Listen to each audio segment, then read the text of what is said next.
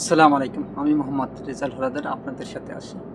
প্রসঙ্গ যখন আন্তর্জাতিক ইরান নিয়ে যে কারণে ট্রাম্পের হিসাব মিলছে না, কারণ কি? আসুন কিছু বিস্তারিত আলোচনা করি। বহু বছর ধরে ওয়াশিংটনের তেহরানের সঙ্গে সম্পর্ক পরিচালনা করছে চাপ প্রয়োগের মাধ্যমে। একের পর এক নিষেধাজ্ঞা জারি করা হয়েছে, উপসাগরে নৌবাহিনীর উপস্থিতি বাড়ানো হয়েছে, রাজনৈতিক ভাষ্যে ইরানকে এমন এক রাষ্ট্র হিসেবে তুলে ধরা হয়েছে যেটি অর্থনৈতিক চাপে শেষ পর্যন্ত নতি স্বীকার করবে। ধারণা ছিল দীর্ঘমেয়াদী চাপ ইরানের ভেতরের স্থিতিশীলতা ভেঙে দেবে এবং ইরানকে শর্ত মেনে নিতে বাধ্য করবে। সেই প্রত্যাশা বাস্তবে পূরণ হয়নি। কারণ কি? আসুন ভিডিওটি সম্পূর্ণ দেখবেন, কারণ ভিডিওর শেষে রয়েছে চাঞ্চল্যকর কিছু তথ্য যা খুবই ইন্টারেস্টিং আজকের ভিডিওতে। সুপ্রিয় দর্শক, যুক্তরাষ্ট্র যৌথ সমন্বিত কর্মপরিকল্পনা বা পরমাণু চুক্তি থেকে সরে দাঁড়ালে হিসাব ছিল স্পষ্ট। কঠোর অর্থনৈতিক চাপ হয় ইরানের ভেতরের ঐক্য ভেঙে দেবে, নয়তো ওয়াশিংটনের শর্তে তাকে আবার আলোচনার টেবিলে ফিরতে বাধ্য করা হবে। কিন্তু ইরান ভিন্ন পথ বেছে নেয়। তারা তাদের পরমাণু কর্মসূচিকে কৌশলগত সম্পদে পরিণত করে, পশ্চিমা বিশ্বের বাইরে কৌশলগত অংশীদারিত্ব জোরদার করে, অভ্যন্তরীণ প্রতিরোধ কাঠামো শক্তিশালী করে। নিষেধাজ্ঞা সাধারণ মানুষের ওপর গভীর কষ্ট চাপিয়ে দিয়েছে, এতে সন্দেহ নেই। কিন্তু রাষ্ট্র ভেঙে পড়েনি, সরকার নতি স্বীকার করেনি। অর্থনৈতিক যুদ্ধ দীর্ঘদিন চালালে লক্ষ্যবস্তুতে পরিণত হওয়া রাষ্ট্র তখন বিকল্প পথ খুঁজতে শুরু করে। আর্থিক, কূটনীতি ও সমসাময়িক সব ক্ষেত্রেই নতুন পথ তৈরি হয়। এতে নিষেধাজ্ঞা যে কাঠামোর ওপর দাঁড়িয়ে থাকে সেটি বদলে যেতে থাকে। পশ্চিমা নিরাপত্তা আলোচনার ইরানের সঙ্গে যুক্ত আঞ্চলিক শক্তিগুলোকে প্রায় প্রক্সি বলা হয়। এই শব্দ তাদের নিজস্ব রাজনৈতিক সত্তাকে আড়াল করে, অথচ হামাস, হিজবুল্লাহ বা আনসার আল্লাহ নিজেদের সমাজের বাস্তব অভিজ্ঞতা থেকে উঠে এসেছে। দখল, আগ্রাসন, অবরোধ ও রাজনৈতিক বঞ্চনার ইতিহাস তাদের উঠে আসার পেছনে কাজ করেছে। তাদের সব কৌশলের সঙ্গে কেউ একমত হবে কিনা সেটি প্রশ্ন নয়, গুরুত্বপূর্ণ হলো এসব শক্তির সামাজিক ভিত্তি রয়েছে। তাদের বৈধতা ওয়াশিংটন বা ব্রাসেলে নির্ধারিত হয় না। ইতিহাসে শক্তিশালী রাষ্ট্র বা প্রভাবশালী পক্ষই সাধারণ ঠিক করে দেয় কোন প্রতিপক্ষকে কী নামে ডাকা হবে। তারা কোনো গোষ্ঠীকে সন্ত্রাসী, উপগ্রহ বা প্রক্সি বললে সেই পরিচয়ই আন্তর্জাতিক আলোচনায় প্রতিষ্ঠা পায়। কিন্তু শুধু একটি শব্দ ব্যবহার করলেই নেতিবাচক উচ্চতা বা নৈতিক সঠিকতা স্বয়ংক্রিয়ভাবে প্রতিষ্ঠিত হয় না। বর্তমানে আলোচনায় উভয় পক্ষের সীমাবদ্ধতা স্বীকৃতির এক সময় যে ধারণা ছিল ওয়াশিংটন পরিণতি ছাড়াই শর্ত চাপিয়ে দিতে পারে, সেটি ক্ষীণ হয়েছে।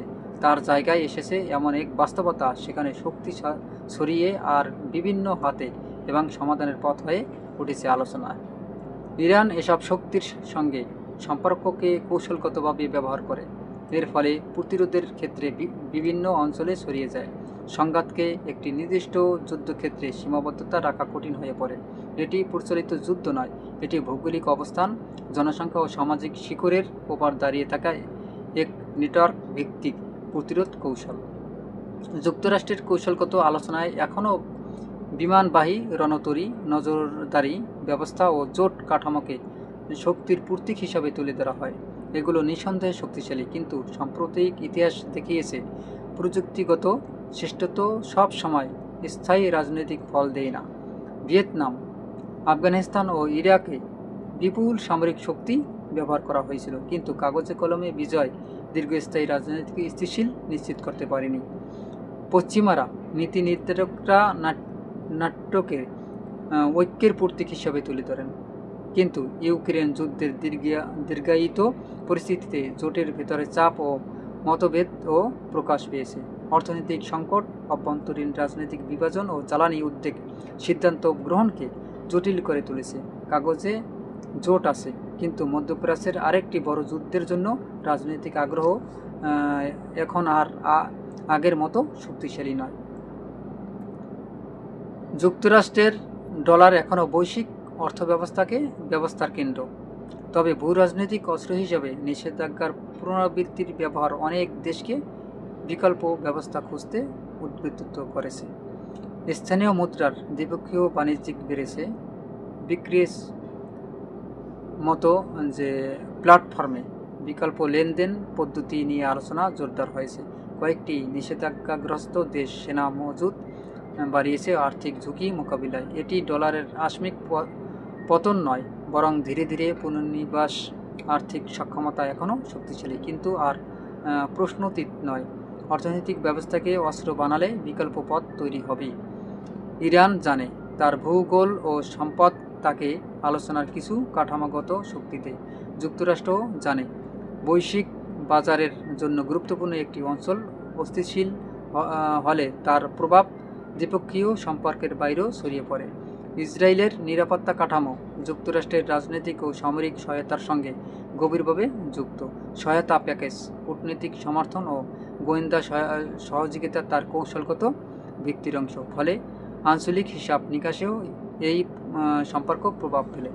গাজায় সামরিক অভিযান বিপুল ধ্বংস সক্ষমতা দেখা গেছে, কিন্তু শক্তির প্রয়োগ চূড়ান্ত রাজনৈতিক সমাধান এনে দেয়নি। বোমা বর্ষণের প্রতিরোধ মুছে যায়নি। ধ্বংস সব সময় স্থায়ী নিরাপত্তা নিশ্চিত করে না। এই বাস্তবতা অঞ্চলে এমন ধারণা জোরদার করেছে যে রাজনৈতিক সমঝোতা ছাড়া সামরিক প্রাধান্য কেবল চক্রকে দীর্ঘায়িত করে। যুক্তরাষ্ট্র এখনও শক্তিশালী রাষ্ট্র, তার প্রযুক্তিগত সক্ষমতা ও জোট ব্যবস্থা বিস্তৃত। ইরান অর্থনৈতিকভাবে সীমাবদ্ধ হলেও কৌশলগতভাবে টিকে আছে। কেউই পূর্ণ আধিপত্যের অবস্থানে নেই। পরিবর্তনে এসেছে একতরফা পদক্ষেপের সীমায়। চূড়ান্ত বিজয় ছাড়া চাপ প্রয়োগ নিজেদের সীমাবদ্ধতাকেও প্রকাশ করে। যখন সামরিক, আর্থিক ও কূটনৈতিক ঝুঁকি একসঙ্গে বাড়ে, তখন আলোচনার অপরিহার্য হয়ে ওঠে। ইরান চায় স্থিতিশীলতা, যাতে অর্থনীতি পুনর্গঠন ও অভ্যন্তরীণ চাপ মোকাবিলা করা যায়। যুদ্ধ তার স্বার্থে নয়। যুক্তরাষ্ট্র তার নিয়ন্ত্রণ, কিন্তু দীর্ঘস্থায়ী আরেকটি সংঘাতে জড়িয়ে রাজনৈতিক ও অর্থনৈতিক ক্ষয় মেনে নিতে চায় না। বর্তমানে আলোচনায় উভয় পক্ষের সীমাবদ্ধতার স্বীকৃতি। এক সময় যে ধারণা ছিল ওয়াশিংটন পরিণতি ছাড়াই শর্ত চাপিয়ে দিতে পারে, সেই ক্ষীণ হয়েছে। তার জায়গায় এসেছে এমন এক বাস্তবতা যেখানে শক্তি ছড়িয়ে আছে বিভিন্ন হাতে এবং সমাধানের পথ হয়ে উঠেছে আলোচনা। আসলে আপনারা জানেন যে এই যে যুক্তরাষ্ট্র অর্থাৎ আমেরিকা, এই ট্রাম্প তিনি চেয়েছিল যে এই যে ইরানকে একদম ঠাসা করে ফেলে এক প্রকার তাকে চাপ প্রয়োগ করে একদম তার নিয়ন্ত্রণে আনতে। কিন্তু ইরান এদিকে যে তার বুদ্ধি এবং কৌশলগত একটা চলার চেষ্টা করছে চালাকি করে, তা সত্যি বিরাট।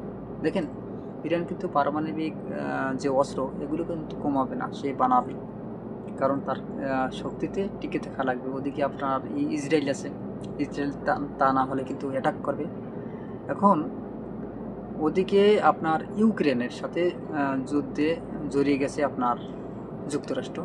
সেখানে আপনারা জানছেন রাশিয়ার সাথে কিন্তু একটা যুদ্ধ চলতেছে।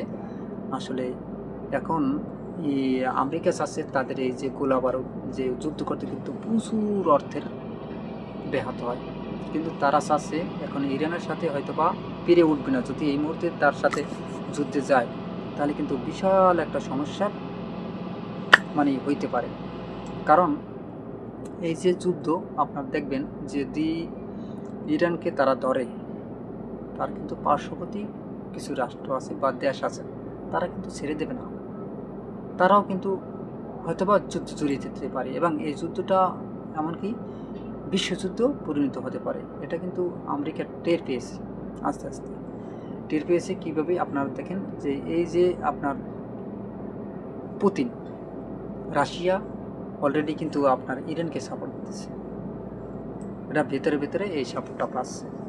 কিন্তু এখন যদি আমেরিকা যদি চাপ দেয় ইরানকে, তাহলে কিন্তু সেটা হয়তোবা তারা কিন্তু মেনে নেবে না। এবং তারাও কিন্তু পিছপা হবে না, ইরান পিছপা হবে না।